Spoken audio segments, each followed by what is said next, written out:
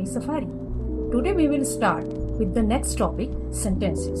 Last video में आप सभी का रिस्पांस बहुत अच्छा आया था, इसके लिए थैंक यू। चलिए अब हम अपना आज का जो टॉपिक है उसको हम स्टार्ट करते हैं। आपने पिछली क्लास में सीखा था अल्फाबेट्स के बारे में।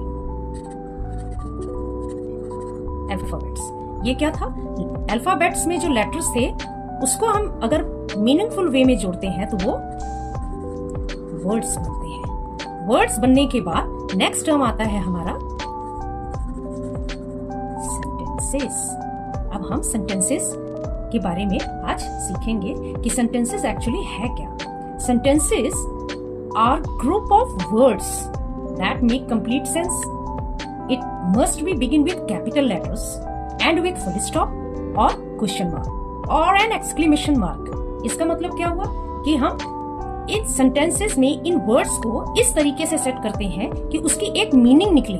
तो हमें इस चीज का विशेष ध्यान रखना होगा कि किन शब्दों को हम कहाँ पर रखते हैं। और एक बात और स्टूडेंट्स, कि अगर आप कोई सेंटेंस लिख रहे हैं तो उसमें एक वर्ब का रहना बहुत जरूरी है। वर्ब मतलब एक्शन। अगर उस सेंटेंस में एक्शन नहीं होगा तो वह सेंटेंस जो है वो उसका कोई अर्थ नहीं निकलता है। जैसे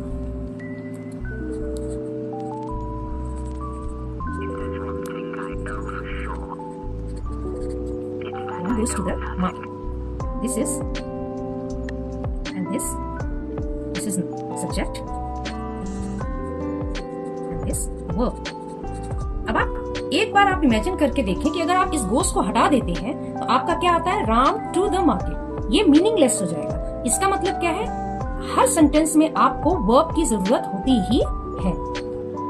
यहाँ मैंने एक लाइन लिखी है जिनके शब्द मैंने अपने सही पोजीशन पे ना रख के इन शब्दों को आगे पीछे करके लिख दिया है। आपको अगर मैं इसको पढ़ के बताती हूँ तो आपको ये मीनिंगलेस लगेगा। जैसे bought her a new book her mother. Now we will make meaningful sentence. How?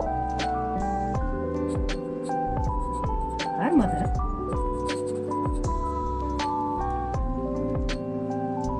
Bot a new book. अब इसको आप अगर पढ़ते हैं तो इसका एक मीनिंग आता है, एक सार्थक मीनिंग आता है। तो ऐसे हमें शब्दों को सेट करना होता है सेंटेंस में जिससे कि उसकी एक मीनिंग हमें मिले। And how many types of the sentences? First simple sentence, second question and third exclamation simple sentence जो होता है उसकी एंडिंग फुल स्टॉप से होती है एंड कैपिटल लेटर से हम शुरू करते हैं। जैसे कि एग्जांपल, मोहन रन्स फास्टली। ठीक है, I have put here full stop. मैंने यहाँ देखिए कैपिटल लेटर से शुरुआत की है और इसकी एंडिंग मैंने फुल स्टॉप लगा के इसकी एंडिंग मैंने की है। नाउ हम क्वेश्चन सेंटेंसेस के बारे में पढ़ेंगे कि क्वेश्चन सेंटेंसेस क्या होते हैं। Questions are sentences that ask something and they begin with question words. ये किससे शुरू होते हैं? क्वेश्चन वर्ड से शुरू होते हैं। कैसे? जैसे कि WH। सारे क्वेश्चन वर्ड्स आपके WH से शुरू होते हैं। जैसे who, what, why, when, etcetera. ठीक है, आप इसमें देख सकते हैं ये WH। ये किसी के बारे में कुछ पूछते हैं। It can also begin with words like the is, am, are also. क्यों? जरूरी नहीं है कि सारे के सारे हमारे क्वेश्चन सेंटेंसेस WH वाले शब्दों से ही शुरू हो। ये हेल्पिंग वर्ब्स से भी शुरू होते हैं। कैसे? Is, am, are, was, were, etcetera. These sentences also starts with capital letters and ends with question mark. This is the sign of question mark or the interrogative sign. इसके कुछ examples मैं आपको बता देती हूँ। जैसे अगर मैं हु को लेती हूँ तो who are you, what is your name, why you are crying. And अगर मैं हेल्पिंग वर्ब से किसी सेंटेंस को शुरू करती हूँ, is she eligible for this post, am I going to the park, तो आपको अब समझ में आ गया होगा कि इन दोनों से ही हमारे क्वेश्चन सेंटेंसेस जो होते हैं वो शुरू होते हैं। Now exclamation. What is exclamation? Exclamation क्या है? It shows strong feelings. कैसी स्ट्रॉन्ग फीलिंग्स में? हमारे अंदर जो फीलिंग्स होती है, जैसे कि पहला है surprise, anger, sadness, etcetera and excitement. ये सभी फीलिंग्स बच्चों आप सभी के अंदर होती हैं। इन सभी फीलिंग्स को शो करने के लिए जिन शब्दों को, जिन वर्ड्स को हम सेंटेंसेस में यूज करते हैं उसको हम एक्सक्लेमेशन के सेंटेंस बोलते हैं। और इसके लिए हम at the end of the sentence we put this sign, exclamatory sign. Exclamatory sign को हम पुट करते हैं। ये हमारे सारे भावों को, सारे हमारे फीलिंग्स को शो करता है। चलिए एक्सक्लेमेटरी सेंटेंसेस के भी एक दो एग्जांपल्स मैं आपको बता देती हूँ। जैसे कि oh know the shop is closed. इसमें क्या बता रहा है कि इसमें आपको सैडनेस दिखाई दे रहा है। एक सेंटेंस में और बोलती हूँ, व्हाट अ लवली सरप्राइज। आपको किसी ने गिफ्ट दिया और आपको एक बहुत बड़ा सरप्राइज मिला है, तो आप क्या बोलेंगे? What a lovely surprise. तो इसमें आपको क्या दिखाई दे रही है? आपकी हैप्पीनेस दिखाई दे रही है। तो हुई ना आपकी फीलिंग्स, और आपकी सारी फीलिंग्स को कौन शो कर रहा है? Exclamation sentences. आई होप कि आपको ये बात समझ में आ गई होगी। इन 3 टाइप्स के सेंटेंसेस को जानने के बाद अब हम आ जाते हैं नेक्स्ट टॉपिक पे, कि नेक्स्ट टॉपिक की how many parts of a sentence. Sentence के कितने पार्ट्स होते हैं? सेंटेंस के कितने पार्ट्स होते हैं? सेंटेंस के 2 पार्ट्स होते हैं, राइट? एक होता है सब्जेक्ट और एक प्रेडिकेट।